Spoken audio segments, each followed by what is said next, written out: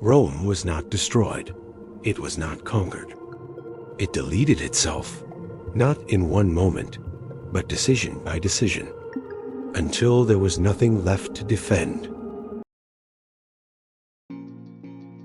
September 4th, 476 A.D., Ravenna, Italy.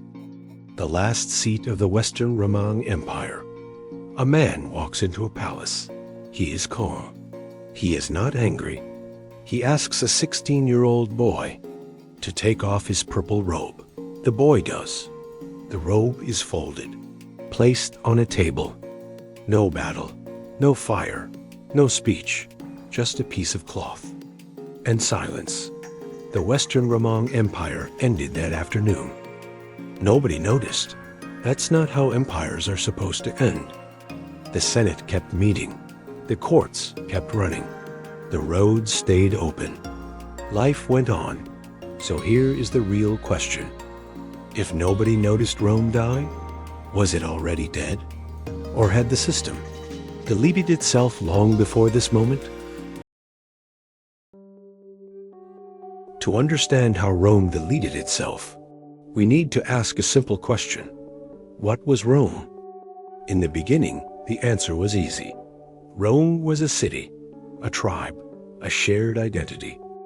You were Roman because you belonged. You served in the army. You paid your taxes. You carried the system on your back. But Rome grew.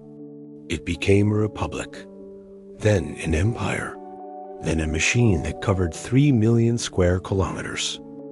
And suddenly, the question became harder. What does it mean to be Roman? In 212 AD, an emperor made a decision.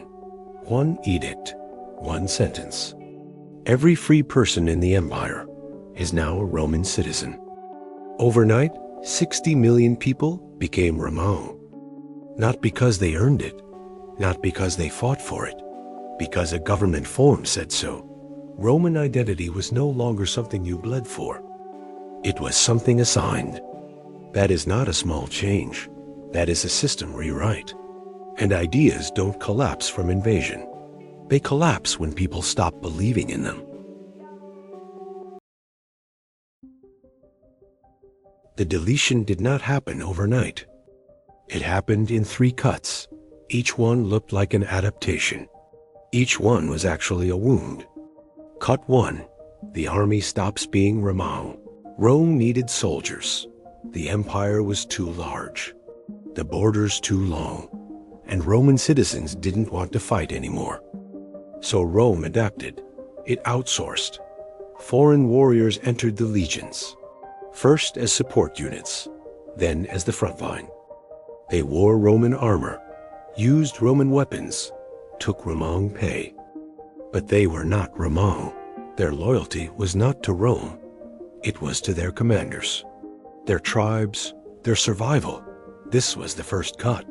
The institution that made Rome Rome was now running on borrowed identity. Rome didn't lose its army. It replaced it. Cut 2. The elite stops being Roman. Originally, being Roman meant civic duty. You served. You paid. You showed up. But by the 4th century, those obligations had become optional. You could pay someone to serve in your place. You could buy exemptions from taxation. The rich became Roman in name only. The poor became Roman in suffering only. Responsibility became optional. The burden shifted downward. Citizenship was now a title, not a duty. And when the powerful stop carrying the system starts collapsing. Cut 3. The spirit leaves. In 380 AD, Christianity became the official religion of the empire. Rome's original civic faith tied identity to the state. You prayed to Roman gods because you were Roman. Your faith and your citizenship were the same thing. Christianity moved that axis. The true homeland was now the kingdom of God, not the Roman Empire. The most important thinker of the age, Augustine of Hippo, wrote an entire book about this. He called it the City of God. His argument, earthly cities rise and fall. The real city is eternal.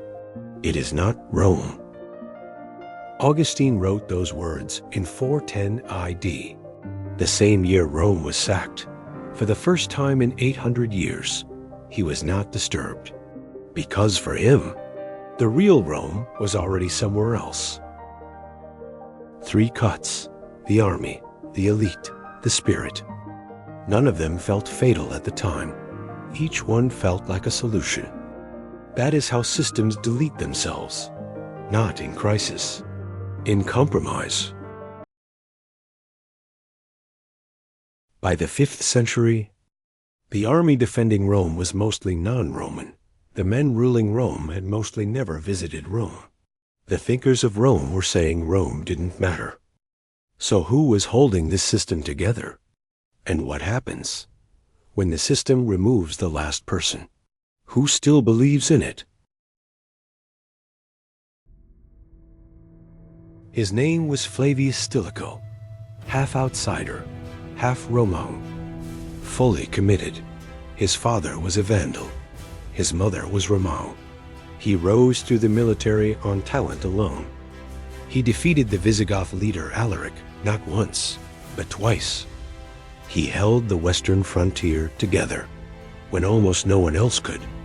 He was the most powerful man in the Western Empire, father-in-law of the emperor, commander of the armies. Rome had one man left who still believed in Rome, and then Rome executed him. Not because he failed. The charge was treason. The real reason: his father was a Vandal. His blood was not pure enough. After his death, his soldiers defected to Alaric. 1 year later, Rome was sacked. Rome didn't lose its last defender. It executed him. Not because he was weak, not because he was disloyal, because the system could no longer recognize its own defenders. That is not a military failure. That is an identity failure. The system deleted its most critical file. August 410 AD. Enemy forces stand outside the walls of Rome. This should have been stopped. Stilicho had stopped it twice. But Stilicho was dead. His army had defected. The emperor was in Ravenna, 400 kilometers away. The Senate was negotiating. The citizens were waiting. After 3 days, the gates opened, not just physically, but structurally. The city was entered, looted, shaken, and barely resisted, not because they couldn't fight, but because they didn't care anymore. Rome was not sacked because it was weak. Rome was sacked because the people inside had already left, not physically, psychologically. They had deleted their own reason to defend it. Rome had chances to change. 3 moments, 3 doors. 3 opportunities to answer one question. Who are we? Each time, the door was open. Each time, Rome walked past it. Door 1, the edict that gave everything away. Expanding citizenship could have been powerful. A new definition, not blood, but shared commitment. But it needed to be paired with expanded obligation. New citizens, new duties, new responsibilities. Rome gave the identity. It asked nothing back. Citizenship became a tax category, not a civic bond. Door open. Rome walked past it. Door 2, the emperor who fixed the hardware. Diocletian was one of the most competent emperors Rome ever produced. He restructured the military, stabilized the currency, divided the empire into 4 co-rulers to handle the scale. He fixed the hardware. He never asked if the software still worked. He never asked, why should anyone still feel Roman?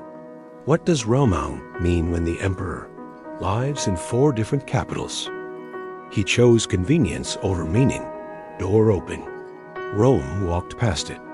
Door 3, the god that outgrew the empire. When Constantine embraced Christianity, he had a real opportunity, a new shared identity, a new civic glue. A faith that crossed ethnic lines. It could have become. To be Roman is to be part of this new story. Instead, Christianity created a loyalty that transcended Rome. The church became more powerful than the empire. The identity Constantine tried to build didn't strengthen Romanness. It replaced it. Door open. Rome walked into a different building. 3 doors. 3 chances to answer, who are we? Each time, Rome chose the short-term fix over the identity question. Because identity questions are hard, and short-term fixes feel like solutions. Until they don't. Back to 476 AD, the boy in the purple robe. His name, Romulus Augustulus. Romulus, the founder of Rome. Augustus, the title of the first emperor.